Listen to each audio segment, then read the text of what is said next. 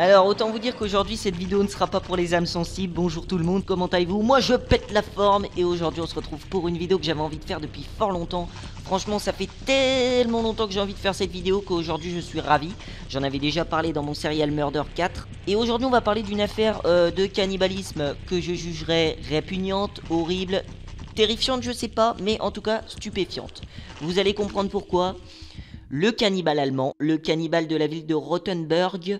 Rothenburg, j'ai l'impression de dégueuler à chaque fois que je prononce ce mot là, j'ai l'impression de me vomir dessus. Rothenburg, voilà, c'est l'allemand, hein. L'allemand on le connaît, bon j'ai jamais fait d'allemand au cours, je ne parle pas un mot allemand et j'en suis bien content, voilà.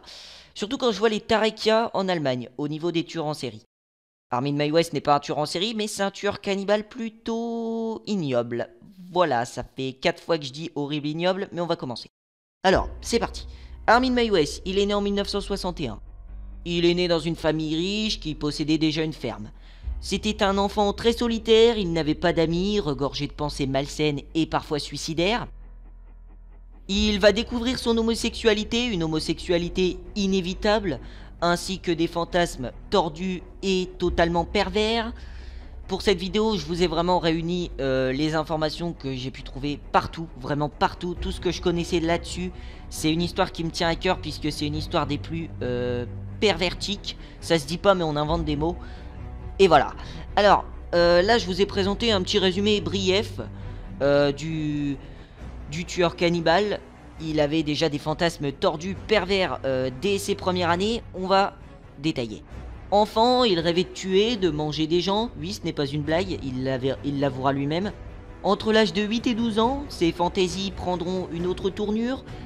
Il salivait, oui, il salivait devant ses camarades de classe et voulait les dépecer. Je répète, il salivait devant ses camarades de classe et souhaitait les dépecer.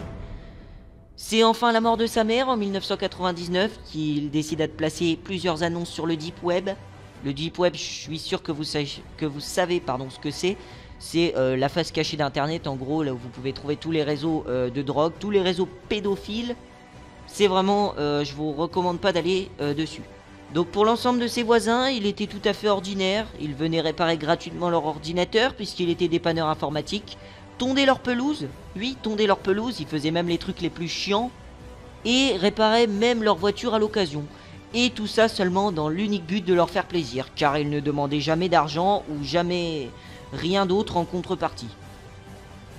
Il parlait aussi beaucoup de femmes avec certains de ses meilleurs amis, leur disait qu'il avait une petite amie et plaisantait sur le mariage. Mais il n'avait pas plus de petite amie que moi j'ai de classe en ce moment à tourner cette vidéo. Puisque ça va devenir totalement sordide, j'ai même envie d'arrêter tout de suite. Je vous laisse, salut tout le monde.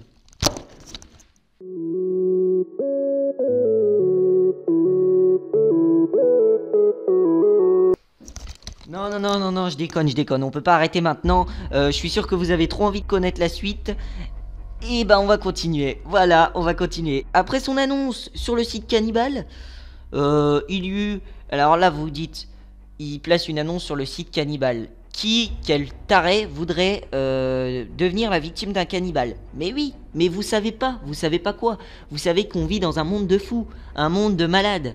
Il y eut, non pas 100, non pas 200, non pas 300, non pas 400, mais 430 personnes sur internet qui lui auraient répondu et qui se disaient être vraisemblablement intéressées par le cannibalisme et la tuerie.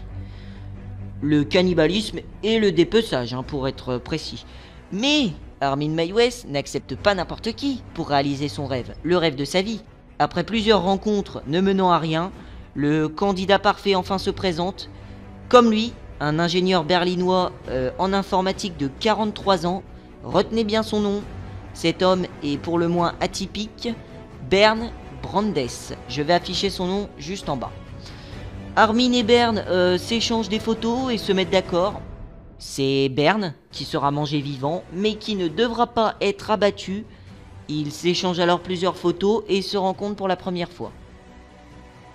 Lors de cette première rencontre, le fantasme est consentant entre le cannibale et sa victime, mais Mae West n'y arrive pas et comble du comble, c'est même Brandes qui insiste et qui encourage Armin de le faire et même finalement, non pas de le manger et de le laisser vivant, mais de le manger et de le tuer. Donc c'est pour vous dire à ce moment-là le niveau de détresse de la victime. Parce qu'au départ c'était un cannibalisme vivant, mais là c'est plus du tout pareil. Là il veut se faire tuer, se faire manger. Donc c'est même plus du dégoût que j'ai pour ce mec. Pour Brandes, là c'est de la pitié. Il était dans un état de détresse, mais ça devait être pas possible. Je sais pas ce qui pouvait se passer à ce moment-là dans son cerveau, dans sa tête, pour dire écoute s'il te plaît tue-moi, mange-moi. Quel homme sur cette terre, quelle personne souhaiterait devenir la victime d'un cannibale? Je sais pas, en tout cas moi si je devais choisir, je préfère encore sauter sous un train. Ce jour-là, Brandes rentre chez lui et réconforte son nouvel ami, Armin Mae West, en lui disant que, enfin, nouvel ami, vous comprendrez bien, je le mets entre parenthèses parce que ça n'a rien d'un ami, c'est plus un partenaire sexuel, un partenaire de jeu sexuel masochiste et un peu malsain pour le moins, que si il le réconforte en lui disant que s'il n'a pas réussi à le tuer aujourd'hui, ce n'est pas grave, il y arrivera peut-être la prochaine fois. Il lui donne même des conseils. Le 9 mars 2001, Armin Mae West se sent finalement prêt et pense pouvoir y arriver. Il se retrouve dans l'immense ferme qu'il occupe, une ferme un peu à l'image du tueur. Une ferme presque hantée, on dirait presque qu'elle est hantée sa ferme. Il habite dans 50 pièces, une sorte de château un peu lugubre. Moi j'aimerais pas habiter là-dedans, mais lui c'était sa ferme et puis il habitait là depuis qu'il était jeune, puisque c'est la ferme de sa famille et qu'il a toujours eu l'habitude d'occuper cette maison à Rothenbourg. Les préliminaires de leur relation pour le moins bizarre consistent à faire avaler à la victime 20 somnifères et une demi-bouteille de schnapps. L'action est totalement obscène. Armin se penche alors sur son partenaire et, toujours assuré bien sûr, de son consentement, il lui demande à plusieurs reprises, il lui tranche le pénis. Brandes avait, apparemment il est dit qu'il avait juste avant la castration avalé des produits antidouleurs. J'espère pour lui parce que j'imagine pas la douleur que tu dois ressentir lors d'une castration. Mae West coule alors un bain pour sa future victime et tente au maximum d'éviter l'hémorragie mortelle. À ce moment-là, ils se mettent d'accord, Brandes ne doit pas mourir maintenant. Brandes doit mourir mais ne doit pas mourir maintenant. Vous allez comprendre pourquoi tout de suite. Il cuisine ensuite le pénis. Quand je dis il cuisine, c'est Mae West. Et le mange ensemble. Oui, ils le mangent ensemble, je ne déconne pas. La scène est filmée même, elle durera plus de 9 heures et sera enregistrée sur une bande de caméras vidéo. Et on voit Brandes, je n'ai pas vu la vidéo, heureusement parce que je crois que j'en deviendrai fou, j'en dormirai plus de voir une vidéo comme ça. Je peux vous parler d'un sujet comme ça sans problème, ça me dérange pas, mais de regarder une vidéo où tu vois un mec se bouffer son propre pénis, on est sur de l'auto-cannibalisme là. Ce serait pas possible pour moi, je n'en dormirai plus, je n'en mangerai plus, je n'en vivrai plus. Voilà, je sais faire la part des choses un minimum. Donc une fois le repas terminé, ce merveilleux repas, à mon avis ils ont dû se régaler, Mae West le tue de plusieurs coups de couteau à la gorge et fait une entaille de 18 cm. Il traîne ensuite le corps dans sa cave, les tripes et découpe plusieurs morceaux qu'il congèlera pour réaliser la demande de sa victime Brandes, qui était de le manger. Les derniers mots de Brandes sur son lit de mort, à l'agonie, juste avant qu'il lui enfonce le couteau et qu'il lui défonce la carotide, on va se le dire, étaient « S'il te plaît, fais-moi ce dernier plaisir, mange-moi ». Mae West confiera alors « Je l'ai pendu par les pieds, éviscéré, j'ai découpé plusieurs morceaux de viande. Les meilleurs morceaux ont été conservés dans mon congélateur. Au cours de l'année, j'en mangerai 20 kilos. » Et après, il se dit innocent. À raconter des trucs obscènes comme ça, il se dit innocent. Bon, faut dire, il se sentait terriblement mal après son meurtre, mais ne le regrettait pas car selon lui, il s'agissait d'un accord commun. Je ne vous raconte pas la suite de son cannibalisme, cela rentre trop dans les détails, je vois pas l'intérêt. C'est finalement un Autrichien, surfant sur internet, qui tomba sur une seconde annonce placée par Mae West, qui préviendra la police. Comment dire. Mae West, il y rentre un peu dans l'esprit Luca Rocco Magnotta. Voilà, deux grosses têtes à claque, deux personnages à détester. C'est tous les deux le genre de mecs qui racontent leur meurtre sur internet. Et Mae West, ils ne se vendent pas, mais ils donnent des détails bien précis, des détails totalement loufoques, et avance même des preuves de ce qu'il a fait. Alors l'étudiant autrichien prévient la police, et en décembre 2002, justement, il me semble que c'est 6 agents policiers, je suis pas sûr sur le nombre exact, mais ça doit être 6, se rendent à sa maison, à sa ferme, gigantesque, et l'arrêtent.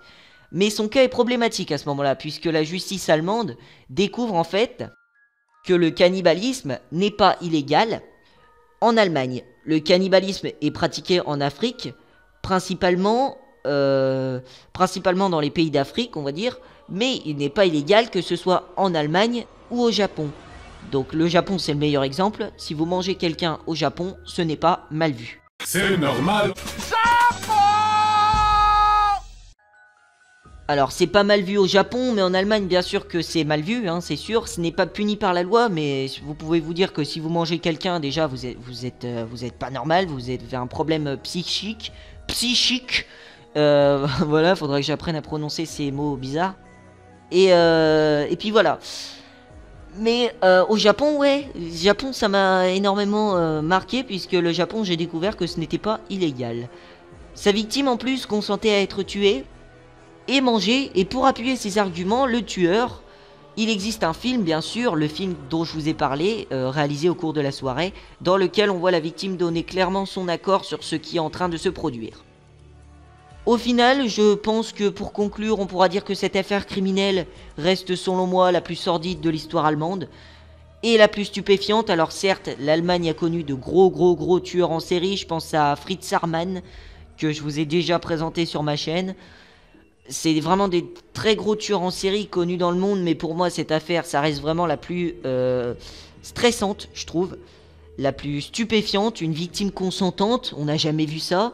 Un tueur cannibale et 2 hommes en apparence totalement normaux. Le tueur, je rappelle, était fils de policier et frère de pasteur. Le frère d'Armin Mae West a consacré l'ensemble de sa vie à Dieu. Il était extrêmement religieux. Tandis que la victime était dépanneur informatique et gagnait. Attention, accrochez-vous bien, si ça pouvait m'arriver un jour dans ma vie, je crois que... Bon, pour le moment, je pense pas à ça, bien sûr. Mais si un jour ça pouvait m'arriver dans ma vie, je crois que je serais quand même heureux de gagner 5000 € par mois. Voilà, la victime, Bernd Brandes, gagnait 5000 € par mois. Donc il était, lui aussi, dépanneur informatique. Le 9 mai 2006, finalement, le tribunal de grande instance de Francfort condamnera Mae West à la réclusion criminelle à perpétuité. Et 1 an plus tard, nouvelle déclaration, le cannibale de Rothenburg se dit être maintenant dégoûté de la viande. Voilà, c'était la fin de cette vidéo pour le moins surprenante, puisque la victime est consentante cette fois-ci. Je sais pas si c'est bien d'avoir fait une vidéo comme ça, mais je trouve que malgré que ça reste un peu pervers, un peu malsain, je trouve que ça reste quand même dans le domaine intéressant, dans le domaine un peu psychologique, tu vois, de voir à quel point on peut en arriver là, de vouloir se faire manger par un cannibale. Mais voilà, ça peut s'appuyer sur une démarche psychologique, autant que ça peut passer pour une vidéo totalement tordue et malsaine. Mais voilà, moi j'ai pris du plaisir à vous la commenter. Si vous avez aimé l'histoire,